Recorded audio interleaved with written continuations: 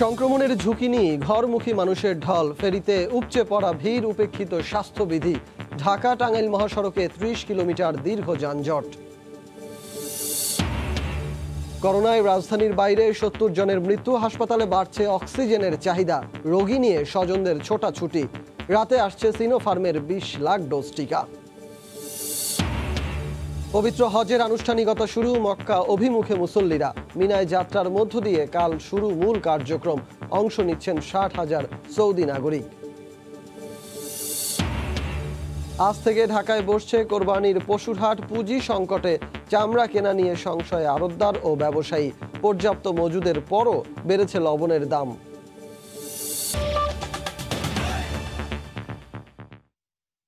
সময় সংবাদের সঙ্গে আছি আমি সজল মিত্র রিচার্ড। সংক্রমণের ঝুঁকি নিয়ে ঘরমুখী মানুষের ঢল নেমেছে। ফেরিতে গাদাগাদি করে পার হচ্ছেন মানুষ, সড়ক পথেও উপেক্ষিত স্বাস্থ্যবিধি। এ নিয়ে বিস্তারিত জানাতে এই মুহূর্তে মুন্সিগঞ্জের শিমুলিয়া ঘাটে আছেন সহকর্মী নাসির উদ্দিন উজ্জ্বল এবং সায়দাবাদ বাস টার্মিনালে আছেন আমাদের আরেক সহকর্মী নাজমুস সালেহি। শুরুতেই যাচ্ছি মুন্সিগঞ্জে উজ্জ্বলের কাছে। উজ্জ্বল, রিচার্ড, ঈদে ঘরমুখী মানুষের ঢল নেমেছে এই শিমুলিয়া ঘাটে। দক্ষিণাঞ্চলের প্রবেশদ্বার শিমুলিয়া, কিন্তু এই নদীটুকু পার হবার জন্য হাজার হাজার মানুষ এখানে আসছে। পরিবার পরিজন নিয়ে কিন্তু ভোর থেকে আসছে। অনেকে ভোর রাতে এসছে যে ভিড় এড়িয়ে তারা ফেরিতে পার হবেন, কিন্তু সেটি কিন্তু সম্ভব হয়নি এবং অনেক লম্বা লাইন গাড়ি। আর যারা লঞ্চে করে আসছেন তারা কিন্তু এই লঞ্চে পার হচ্ছেন বিভিন্নভাবে। লঞ্চগুলো আসছে কিন্তু সেখানে কিন্তু স্বাস্থ্যবিধি মানা হচ্ছে না এবং এই লঞ্চের যে ধারণ ক্ষমতা তার চেয়ে কিন্তু অনেক বেশি যাত্রী নেওয়া হচ্ছে। ৫০% যাত্রী ভরে যাওয়ার কথা থাকলেও আমরা দেখছি দ্বিগুণের বেশি যাত্রী আছে এখানে।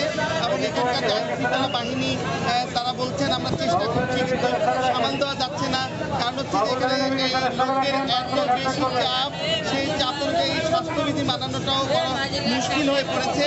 সেদিকে পদ্মা উত্তাল, এই উত্তাল পদ্মায় কিন্তু এই লঞ্চগুলো ঝুঁকিপূর্ণভাবে যাচ্ছে এবং এখানকার যে ৮৭ লঞ্চ আছে তার মধ্যে ৮৩টি চলাচল করছে, কিন্তু এই ৮৩ লঞ্চ কিন্তু চলাচল করে কুলোতে পারছে না। আর ফেরি যে রয়েছে বহরের ১৭টি, আজকে কিন্তু সেখানে ১৪টি ফেরি চলছে, কিন্তু ১৪টি ফেরি কিন্তু সামাল দেওয়া সম্ভব নয়। এদিকে পণ্যবাহী ট্রাকগুলো ৩-৪ দিন ধরে অপেক্ষা করছে। কারণ হচ্ছে যে এখানকার যে পণ্যবাহী ট্রাক রয়েছে সেগুলো হচ্ছে, কিন্তু এখানকার যে যাচ্ছে সেই যানবাহন সহ যে যাত্রী সহ যানবাহন সেগুলোকে প্রাধান্য দেওয়ার কারণে কিন্তু পণ্যবাহী ট্রাকের লাইন দীর্ঘ হচ্ছে। কিন্তু এখানকার যে প্রশাসন তারা বলছেন যে এখানে জায়গা না হবার কারণে কিন্তু প্রায় ২ কিলোমিটার দূরে খানবাড়ির এলাকায় কিন্তু প্রায় ২৫০ ট্রাক লম্বা লাইনে অপেক্ষা করছে। এই পুরো এলাকায় কিন্তু ঈদের ঘরমুখী মানুষের বিড়ম্বনা আমরা লক্ষ্য করছি। তো এই ছিল মুন্সিগঞ্জের সর্বশেষ। আমরা চলে যাচ্ছি রাজধানীতে, সেখানে আছেন সালেহি থেকে। সেখানকার কি অবস্থা? উজ্জ্বল, আসলে সকাল থেকে সায়দাবাদ বাস টার্মিনালের যে কাউন্টারগুলো রয়েছে, কোনো বিশেষ করে রুট ভেদে যাত্রীদের উপচে ভিড়, আবার কোনো রুটের কাউন্টারগুলো কিন্তু মোটামুটিভাবে ফাঁকা যাচ্ছে। আবার একেবারে যে বাসগুলো স্বাস্থ্যবিধি না মেনে চলছে, বেশ অধিকাংশ বাস এমন হলেও কিছু কাউন্টার থেকে বা কিছু বাসের পক্ষ থেকে আসলে সচেতনতা বেড়েছে। আমরা সকাল থেকে সেটা দেখেছি এবং সেটা আসলে বলতেই হবে। আমরা এখন সায়দাবাদ বাস টার্মিনালের একটি কাউন্টারের সামনে আছি, যেখান থেকে বাস আসলে ফেনী, ছাগলনাইয়া, পরশুরাম এবং সোনাগাজীতে ছেড়ে যায়। ঢাকা, চট্টগ্রাম, কক্সবাজারও এখান থেকে বাস যায়। গতকাল এখানে হচ্ছে যে আমরা প্রচুর পরিমাণে ভিড় দেখেছিলাম। আজকে এখানকার কাউন্টারের পক্ষ থেকে আসলে বলা হচ্ছে যে আজকে তুলনামূলকভাবে ভিড় একটু কম। আপনি দেখতে পাচ্ছেন যে এখানে বাসগুলো করে রাখা হয়েছে এবং এখানে মানুষ যারা যাত্রী তারা আসলে অপেক্ষা করছেন। একের পর এক বাস এখান থেকে বিভিন্ন গন্তব্যের উদ্দেশ্যে ছেড়ে যাচ্ছে। তবে সকাল থেকে এখানে ভিড় একটু কম, কিন্তু এইটার কাউন্টারের বাইরে অন্য কাউন্টারগুলোতেও, বিশেষ করে এখান থেকে গতকাল বিআরটিএ একটি ভ্রাম্যমাণ আদালত পরিচালনা করেছে। গতকাল সে খবর আমরা জানিয়েছিলাম। এবং এই Saidabad bus terminal, Mohakhali bus terminal এবং হচ্ছে যে গাবতলীতে গতকাল ভ্রাম্যমাণ বিআরটিএর আদালতের একটি অভিযান পরিচালিত হওয়ার পর থেকে এখানে কিছুটা হলেও এক ধরনের স্বস্তির খবর আসলে বলাই যায়। বাসগুলো যখন অতিরিক্ত ভাড়া নিচ্ছে, 2 সিট পাশাপাশি বসাচ্ছে, 60% ভাড়া বৃদ্ধি হলো, তারা অনেক অংশ বেশি নিচ্ছে এবং 2 সিটে বসানোর যে অভিযোগ, সেই জায়গাটা থেকে যাত্রীরা বলছেন যে কিছুটা তারা হচ্ছে যে এখানে বিআরটি এর অভিযানের কারণে তারা হচ্ছে কিছুটা সেখানে মেনে চলার চেষ্টা করছেন বা পালন করার চেষ্টা করছেন, কিন্তু কাউন্টার থেকে বের হয়ে যাবার পর তারা হচ্ছে যেই জায়গাগুলোতে আসলে বিআরটি এর অভিযান বা পুলিশি তৎপরতা আছে তার বাইরে যখন তারা এই এলাকার মধ্য থেকে যখন বাসগুলো ছেড়ে যাচ্ছে, তখন রাস্তা থেকে বা বিভিন্ন মোড়ে মোড়ে থামিয়ে হচ্ছে প্রচুর পরিমাণে আসলে লোকজন উঠানো হচ্ছে।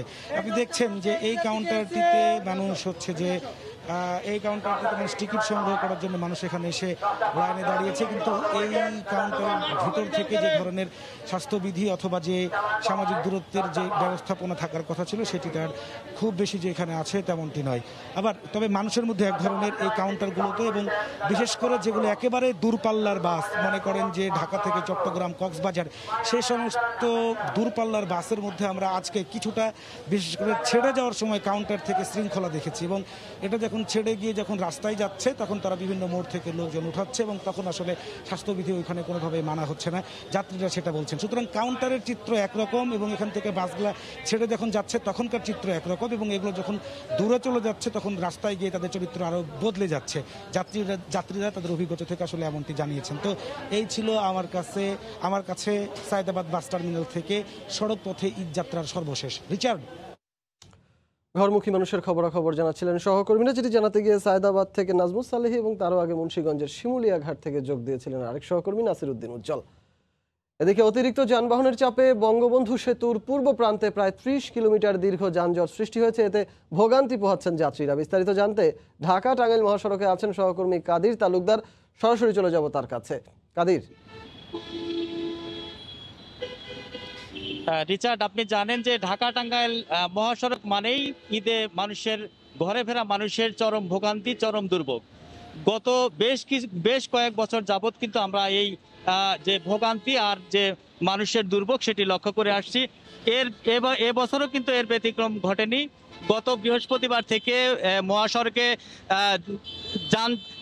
যান চলাচল শুরু হয়েছে।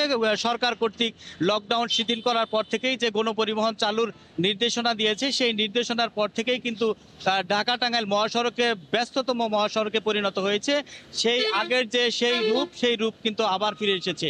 আজকে কিন্তু ঢাকা টাঙ্গাইল মহাসড়কের ভোর রাত থেকেই কিন্তু বঙ্গবন্ধু সেতু পূর্ব থেকে টাঙ্গাইল মির্জাপুর উপজেলার নাটিয়াপাড়া পর্যন্ত প্রায় 30 কিলোমিটার এলাকা জুড়ে কিন্তু এই যানজটের সৃষ্টি হয়েছে। সেই যানজটের সৃষ্টির কারণে কিন্তু মানুষ চরমভাবে দুর্ভোগে পড়েছে। মানুষ সময় মতো তাদের গন্তব্য যেতে পারছে না। এই যে এখন প্রায় 10টা বাজে, সকাল থেকেই কিন্তু তারা এই অবস্থায় তারা এই যে বাসের মধ্যে অপেক্ষা করছে। অনেকেই আবার ব্যক্তিগত পরিবহনে যাচ্ছে, কেউ বা মোটরসাইকেলে করে যাচ্ছে।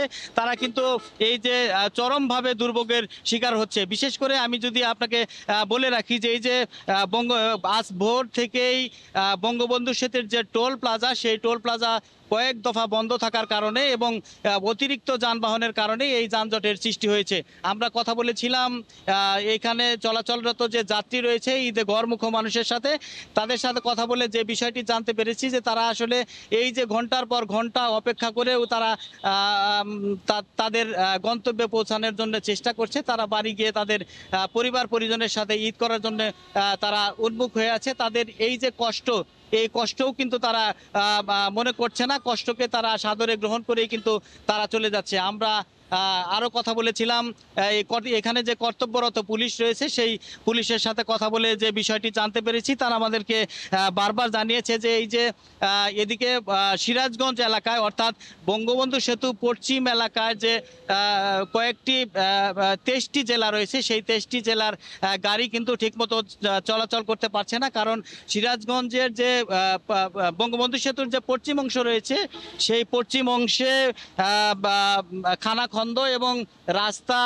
ভালো না থাকার কারণে আসলে বগুড়া, দিনাজপুর, শেরপুর বিভিন্ন জায়গার যান চলাচল কিন্তু ব্যাহত হচ্ছে। সেই দিকে আসলে গাড়ি টানতে পারছে না, যেই কারণে আসলে বঙ্গবন্ধু সেতু টোল প্লাজা বারবার টোল আদায় বন্ধ রাখতে তারা বাধ্য হয়েছে। আর ছোটখাটো দু একটি দুর্ঘটনার কথা আমরা শুনেছি। সেই দু একটি দুর্ঘটনা যদিও পুলিশ এখানে রিকভার করার চেষ্টা করেছে, তবে আমরা মহাসড়কে যে বিষয়টি লক্ষ্য করেছি সেটি হচ্ছে এই যে এবছর কিন্তু পুলিশের খুব একটি তৎপরতা আমরা দেখতে পাচ্ছি না। পুলিশ এখানে মহাসড়কে বিভিন্ন জায়গায় অবস্থান করলেও তারা কিন্তু নিরুপায় হয়ে কিন্তু তারা এই বিভিন্ন জায়গায় বসে আছে, তারা কিন্তু এই যান চলাচল স্বাভাবিক করতে পারছে না। তা আমি যদি আপনাকে একটু দেখাই, যে আপনি দেখতে পাচ্ছেন যে আমি এই মুহূর্তে যে জায়গাটি রয়েছি এই জায়গাটির নাম হচ্ছে ঢাকা টাঙ্গাইল মহাসড়কের পুংলি এলাকা। এই পুংলি এলাকায় দেখছেন এই যে গাড়ির যে দীর্ঘ সারি, এই গাড়ি কিন্তু কোনো দিকেই নাড়াচাড়া করতে পারছে না, যেই কারণে আসলে চরমভাবে দুর্ভোগে পড়েছে। বিশেষ করে মহিলা এবং শিশু যে যাত্রী রয়েছে তারা কিন্তু চরম দুর্ভোগের শিকার হচ্ছে। তো এই ছিল আসলে আমার কাছ থেকে ঢাকা টাঙ্গাইল মহাসড়কে যানজটের সর্বশেষ খবর। রিচার্ড। ঢাকা টাঙ্গাইল মহাসড়কের যানজটের সবশেষ খবরাখবর জানাতে আমাদের সঙ্গে ছিলেন সহকর্মী কাদির তালুকদার। উন্নত চিকিৎসার আশায় দেশের বিভিন্ন জেলা থেকে সংকটাপন্ন করোনা রোগীকে নিয়ে ঢাকায় আসছেন স্বজনরা, কিন্তু আইসিইউ না পেয়ে রাজ্যের হতাশা গ্রাস করছে তাদের। এমনকি মিলছে না সাধারণ শয্যাও। অনেকে আবার দিক বিদিক ছোটাছুটি করতে করতেই হারাচ্ছেন প্রিয়জনকে। শাকির আহমেদের রিপোর্ট। নোয়াখালীর আব্দুল জলিল করোনা আক্রান্ত হয়ে 6 দিন ধরে স্থানীয় হাসপাতালে ভর্তি ছিলেন। শ্বাসকষ্ট তীব্র হওয়ায় চিকিৎসকের পরামর্শে আইসিইউর জন্য তাকে আনা হয় ঢাকায়, কিন্তু রাজধানীর কোভিড ডেডিকেটেড 2 হাসপাতালে গিয়েও মেলেনি সোনার হরিণ আইসিইউ। নিরাশ হতে হয় কর্মীটুলা জেনারেল হাসপাতালে এসেও। এই হাসপাতালের 10টি আইসিইউর 10টিতেই রোগী ভর্তি, আর 300 সাধারণ শয্যার বিপরীতে ভর্তি আছেন 360 জন। এ অবস্থায় আব্দুল জলিলকে নিয়ে দিশেহারা স্বজনরা। ঢাকা মেডিকেলও খালি নেই, মহাখালী তো খালি নেই, কোথাও খালি নেই। এখন এখানে আনছি, এখানে তো খালি নেই। আইসিইউ না পেয়ে একই অবস্থা কুমিল্লা থেকে আসা করোনা আক্রান্ত হাদিস আক্তারেরও। তাই সন্তানকে জড়িয়ে ধরে বারবার বাঁচার আকুতি তার। আইসিইউ নাই, এখনকার 7 দিন পরে উঠাইবে। এখন 7 দিন আগে কি হবে রোগীর এটা তো আমরা জানি না। অনেকটা বাধ্য হয়েই রাজধানীর মুগদা হাসপাতাল সহ কোভিড ডেডিকেটেড হাসপাতালগুলোতে সাধারণ শয্যায় সংকটাপন্ন রোগীদের ভর্তি করাচ্ছেন স্বজনরা। বলতেছে যে আইসিইউ হয়তো 2-1 দিনে নাও মিলতে পারে, এখন সাধারণ ওয়ার্ডে ভর্তি দিছে। আর সময় মতো আইসিইউ না মিলায় অনেকেই ঢলে পড়ছেন মৃত্যুর কোলে।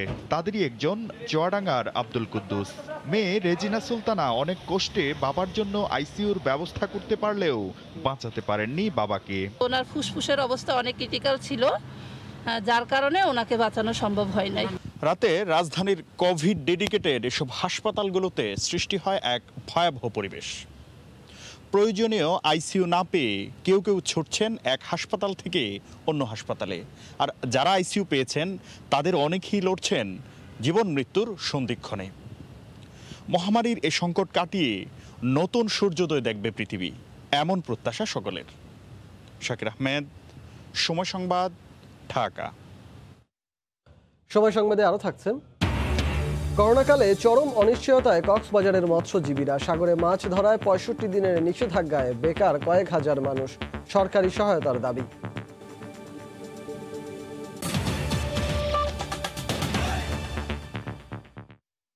দেশে অক্সিজেনের আমদানি ও ব্যবহার অতীতের যে কোনো সময়ের রেকর্ড ছাড়িয়েছে। কোভিডের তৃতীয় ঢেউয়ের শুরু থেকেই হাসপাতালগুলোতে অক্সিজেনের চাহিদা প্রতিদিনই বাড়ছে লাফিয়ে লাফিয়ে। পাশাপাশি উচ্চ ঝুঁকির জেলায় 30টি হাসপাতালের 17টির অক্সিজেন প্ল্যান্ট বাস্তবায়নে না হওয়ায় ভয়াবহ রূপ নিচ্ছে করোনা। সেলিয়া সুলতানার রিপোর্ট। কোভিড রোগীদের বাঁচিয়ে রাখার মূল সাপোর্ট সিস্টেমের প্রথমেই আসে অক্সিজেন, এবং সেটি প্রয়োজন হয় রোগী নিজে যতক্ষণ অক্সিজেন স্বাভাবিকভাবে গ্রহণ করতে না পারছেন। এই নিরবিচ্ছিন্ন অক্সিজেন সরবরাহ দিনে দিনে বড় চ্যালেঞ্জ হয়ে দাঁড়াচ্ছে হাসপাতালগুলোর জন্য। হাসপাতালগুলোর তথ্য বলছে, স্বাভাবিক সময়ে অক্সিজেনের 150 মেট্রিক টন চাহিদার মধ্যে 100 মেট্রিক টন আসতো ভারত থেকে, বাকিটা দেশেই উৎপাদন হতো। এখন দৈনিক চাহিদা 250 মেট্রিক টনের বেশি। যেসব জেলা হাসপাতালে করোনা রোগীদের সেবা দেওয়া হচ্ছে সেখানে অক্সিজেন চাহিদা কোনো কোনো ক্ষেত্রে ছাড়িয়েছে হাজার গুণ। 150 থেকে 200 রোগী যখন থাকতো হয়তো পুরো ওয়ার্ডে আমাদের 5-6 জন বা 7 জন রোগীর কিন্তু আমাদের হয়তো অক্সিজেন প্রয়োজন হতো, কিন্তু এখন আজকে আমাদের এখানে 51 জন রোগী ভর্তি আছে, এখানে কিন্তু প্রায় 18 থেকে 20 জন রোগীর কিন্তু অক্সিজেন লাগছে। আমাদের এখন যে রোগী আছে সেটা চলছে, আমরা সিলিন্ডার খালি হওয়া মাত্র ঢাকা থেকে রিফিল করে আসছি। ম্যানিফোল্ড সিস্টেম মানে ট্যাঙ্কি খালি হয়ে যায়, সেটাকে আবার আরেকটা চ্যানেলের মাধ্যমে অক্সিজেন সাপ্লাই দেওয়া যায়, সেই সিস্টেমের কার্যক্রম এগিয়ে চলছে। অনেক হাসপাতালে অক্সিজেন প্লান্ট বসানো হলেও সচল হতে সময় লাগছে। আবার স্থানীয় স্বেচ্ছাসেবক ব্যক্তি, সংগঠন ও শিল্প প্রতিষ্ঠানের সহায়তায় ম্যানুয়াল সেন্ট্রাল অক্সিজেন সরবরাহ করে রোগীদের সেবা দিতে কাজ করছে অনেক হাসপাতাল। 260 টন অ্যাভেলেবল আছে। লিকুইড ফর্মটা আপনার হসপিটালে ট্যাঙ্কারে ট্রান্সফার করার জন্য লিকুইডটা দরকার হয়, তো সেটা আমরা এখন ডাইরেক্টলি হসপিটালে দিচ্ছি। যশোরের বেনাপোল সীমান্ত দিয়ে গত 24 দিনে ভারত থেকে অক্সিজেন আমদানি হয়েছে 1621 মেট্রিক টন। যেখানে স্বাভাবিক সময় 100 থেকে 200 লিটার পর্যন্ত অক্সিজেনের প্রয়োজন হতো, সেখানে এখন প্রয়োজন হচ্ছে 1000 লিটারের বেশি। বিভিন্ন জেলা সদর হাসপাতালগুলোতে ছোট ছোট অক্সিজেন প্লান্ট বসানো হলেও সংশ্লিষ্টরা বলছেন বর্তমানে তারা সামাল দিতে পারছেন। তবে কোভিড রোগীর সংখ্যা যদি বেড়ে যায়, সেক্ষেত্রে এই সংকট সামাল দেওয়া কঠিন হয়ে পড়বে। সেলিয়া সুলতানা, সময় সংবাদ, মুন্সিগঞ্জ। নিয়ন্ত্রণে আসছে না করোনায় শনাক্ত ও মৃত্যু। আজও রাজধানীর বাইরে এখন পর্যন্ত 70 জনের মৃত্যু হয়েছে। এর মধ্যে ময়মনসিংহ মেডিকেল কলেজ হাসপাতালে মারা গেছেন 17 জন। এ বিষয়ে বিস্তারিত জানাতে সেখানে আছেন আমাদের সহকর্মী হারুনুর রশিদ। সরাসরি চলে যাব তার কাছে। হারুন, ময়মনসিংহ মেডিকেলের করোনা ইউনিটে গতকাল মৃত্যুর সংখ্যা কিছুটা কমলেও আজকে কিন্তু আবার বেড়েছে। আজকে আমরা করোনা ওয়ার্ড থেকে বা করোনা ইউনিট থেকে যে খবর পেয়েছি সেটি হচ্ছে গত 24 ঘন্টায় এখানে 17 জনের মৃত্যু হয়েছে, যারা করোনা এবং করোনার উপসর্গ নিয়ে ময়মনসিংহ মেডিকেল কলেজ হাসপাতালের করোনা ইউনিটে ভর্তি হয়েছিলেন। এই 17 জনের মধ্যে 8 জন করোনা আক্রান্ত ছিলেন, আর বাকি যে 9 জন তারা উপসর্গ নিয়ে ভর্তি হয়েছিলেন। তো এই মৃত্যুর মিছিল কিন্তু আসলে থেমে থেমে বাড়ছে। আমরা গতকালকে যখন 13 জনের মৃত্যুর খবর পেয়েছিলাম তখন অনেকটাই আশাবাদী হয়েছিলাম যে মৃত্যুর সংখ্যা কিছুটা কমছে, কিন্তু একদিনের ব্যবধানেই কিন্তু সেই মৃত্যুর সংখ্যা আবারও বেড়েছে। তবে আক্রান্তের সংখ্যাটা কিন্তু গতকালকেও কম ছিল, অন্যান্য দিনের চেয়ে আজকেও কিছুটা কম। আজকেও আমরা সিভিল সার্জনের ওয়েব পেজ থেকে যে তথ্য পেয়েছি সেখানে 436 জনের নমুনা পরীক্ষায় 108 জনের করোনা পজিটিভ হয়েছে, যেটি আসলে গতকালের বা এর আগের চেয়ে বেশ অনেকটাই কম। আর ময়মনসিংহ মেডিকেল কলেজ হাসপাতালের করোনা ইউনিটের খবর যদি বলি, এখানে কিন্তু প্রতিদিনই নতুন নতুন রোগী আসছে। গতকালও এখানে 58 জন রোগী ভর্তি হয়েছেন, তবে সুস্থ হয়ে বাড়ি ফিরেছেন গতকালকে 53 জন। বর্তমানে ময়মনসিংহ মেডিকেল কলেজ হাসপাতালের করোনা ইউনিটে 439 জন রোগী ভর্তি আছেন, আর আইসিইউতে আছেন 22 জন রোগী, অর্থাৎ 22টি আইসিইউর 22টি পরিপূর্ণ।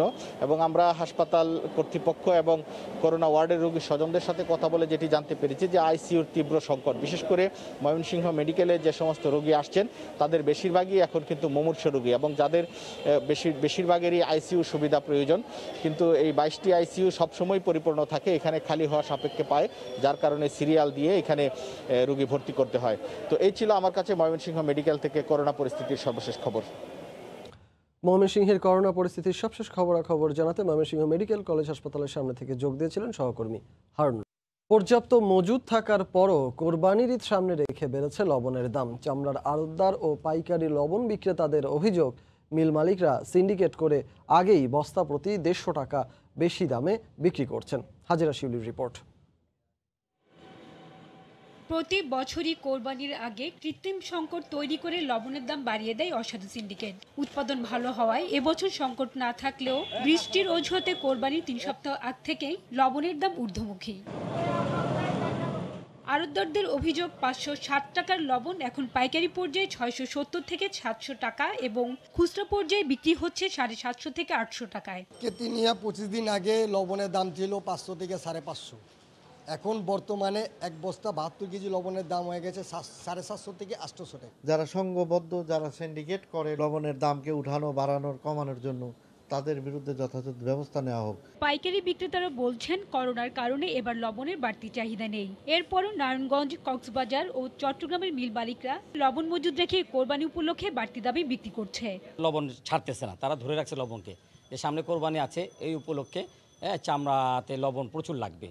তারা সিন্ডিকেট একটা করছে, করে এখন 700 টাকা করে লবণ বিক্রি করতেছে।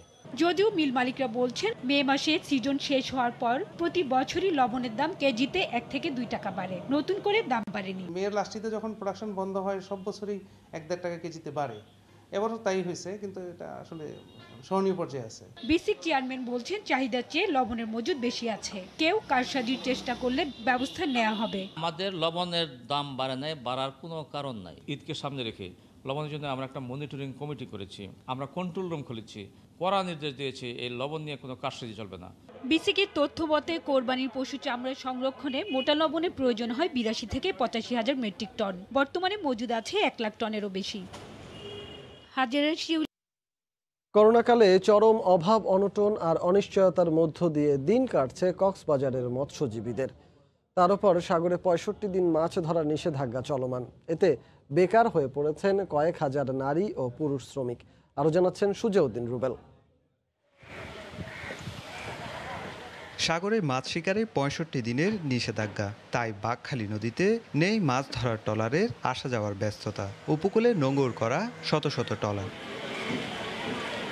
কক্সবাজার শহরের নুনিয়ার ছড়া মৎস্য শ্রমিক পল্লী, কেউ কাজ করতেন মাছ পরিষ্কার পরিচ্ছন্ন করে প্যাকেটিংয়ের, কেউ করতেন পোপা শুটকি প্রক্রিয়াকরণের কাজ, আবার কেউ কেউ করতেন মাছ লোড আনলোডের কাজ। কিন্তু সাগরে মাছ ধরার নিষেধাজ্ঞায় কাজ বন্ধ, তার উপর করোনার কারণে বিধিনিষেধে বেকার হয়ে পড়েছেন তারা। একবেলা খাইতে পারলে একবেলা খাইতে পারি না, এরকম করে চলতেছে আর কি, কষ্ট করে। চেয়ারম্যান আছে, ওয়ার্ড চেয়ারম্যান আছে, মেম্বার আছে, আবার কমিশনার সাহেব আছে, ওনারা কোনো আমাদেরকে দেখতে আসেনি। আমরা প্রায় 2 মাস ধরে মাছ ছাড়িয়ে বন্ধ, ফ্যাক্টরিতে কাজ বাজ চলে না, তারপরে একটু টুকটাক কাজ করা যায়, তাই যে করোনার জন্য ওটাও বন্ধ। আমার তো চলতে পারে, তো সমস্যা, ঘর ভাড়া দিতে সমস্যা। গেল 2 মাসের বেশি সময় ধরে কাজ হারিয়ে আয়ের পথ বন্ধ হওয়ায় মানবেতর দিন পার করছেন মৎস্য শ্রমিকরা। তাই দ্রুত এসব শ্রমিকদের সরকারি সহায়তার আওতায় আনার দাবি শ্রমিক ইউনিয়নের নেতার। কোনোরূপ সহায়তাও তাদের জন্য আসে না এবং তাদের যে খোঁজ খবর নেওয়ার মতো এখানে কোনো কর্তৃপক্ষও নেই। তবে সরকারি নানা প্রকল্পের মাধ্যমে তাদেরকে সহায়তার আশ্বাস দেয় জেলা প্রশাসন। সরকারের বিভিন্ন ধরনের সোশ্যাল সেফটি নেট প্রোগ্রাম রয়েছে। এই ঈদ উপলক্ষে সারা বাংলাদেশে 1 কোটি মানুষ ডিজিএফের চাল পাবে। আগামী 23 জুলাই শেষ হবে সাগরে মাছ ধরার নিষেধাজ্ঞা। শ্রমিক ইউনিয়নের দাবি, জেলায় 20,000-এর বেশি নারী ও পুরুষ মৎস্য শ্রমিক রয়েছে। সুজাউদ্দিন রুবেল, সময় সংবাদ, কক্সবাজার। সময় সংবাদের শীর্ষ সংবাদগুলো জানিয়ে দিচ্ছি আরেকবার। সংক্রমণের ঝুঁকি নিয়ে ঘরমুখী মানুষের ঢল, ফেরিতে উপচে পড়া ভিড়, উপেক্ষিত স্বাস্থ্যবিধি, ঢাকা টাঙ্গাইল মহাসড়কে 30 কিলোমিটার দীর্ঘ যানজট। করোনায় রাজধানীর বাইরে 80 জনের মৃত্যু, হাসপাতালে বাড়ছে অক্সিজেনের চাহিদা, রোগী নিয়ে স্বজনদের ছোটাছুটি, রাতে আসছে সিনোফার্মের 20 লাখ ডোজ টিকা। এবং পবিত্র হজের আনুষ্ঠানিকতা শুরু, মক্কা অভিমুখে মুসল্লিরা। মিনায় যাত্রার মধ্য দিয়ে কাল শুরু মূল কার্যক্রম, অংশ নিচ্ছেন 60,000 মুসল্লি। এই ছিল সময় সংবাদে, আর সঙ্গে থাকুন সময়।